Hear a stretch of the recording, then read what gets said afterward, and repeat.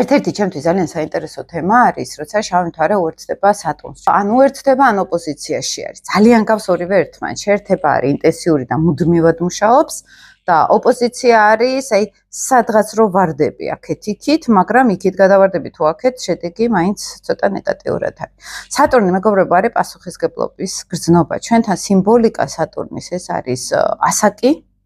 ეს არის კარიერული სტატუსი, ან ზოგადად მამაკაცის არქეტიპი, ოღონდ არა ეს როგორც მამაკაცი, არამედ როგორც უფრო მამა, საყრდენი, იერარქიული სიმაღლით იქ ბაბუა, იქ იმის ბაბუა, ასაკის მანიშნებელია სატურნი, როგორც სიბრძნის, ასაკის, აი ამის სიმბოლიკა არის სატურნი.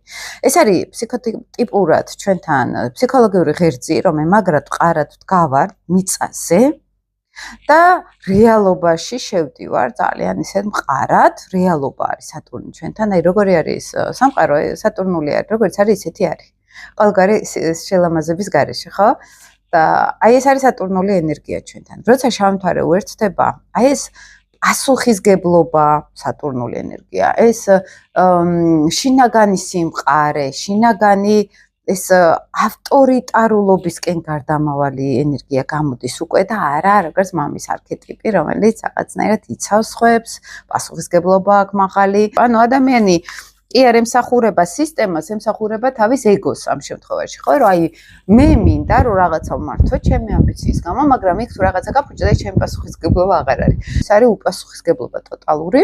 სატურნი ცოტა სხვანაირი უპასუხისგებლო არის. აი აქ პირდაპირ უპასუხისგებლობა საკუთარ ქმედებებზე, არანაირი აღება ფსიქოლოგიური თუნდაც პასუხისგებლობის ეს ვლინდება. ან ყველაფერში დამნაშავე თვითონ გონია თავი, იმიტომ რომ დანაშაულის შეგრძნება ეს სატურნული ენერგია არის.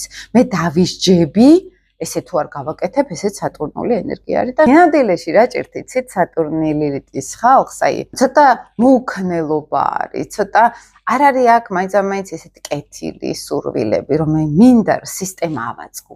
აქ არის სისტემის არასწორად გამოყენების საცდური, რომ მე შეიძლება დავანგრიო რაღაც სისტემები, ან ვებრძოდე არაცნობიერად სისტემებს, ან ვერ ავაშენო ვერანაირი სწორი სისტემა და ავაშენო რაღაც არასწორი სისტემა, დესპოტური, ან აი მე მალე რომ დაინგრევა ისეთი სისტემა ავაშენო. არ არის გრძელვადიან ენერგიაზე გათვლილი. ეს შეიძლება გამოვლინდეს შინაგან სიცივეში, გაშიშებული არის ადამიანი, არ აქვს შეგრძნებები, მაინც ისე თორე შეიძლება ემოციური იყოს, მაგრამ აი ზოგჯერ ემპათიის პრობლემა შეიძლება გამოვლინდეს სხვების მიმართ. მე ვარიანტებს გთავაზობთ და არა ის რომ ყველასთან ეს შეიძლება იყოს.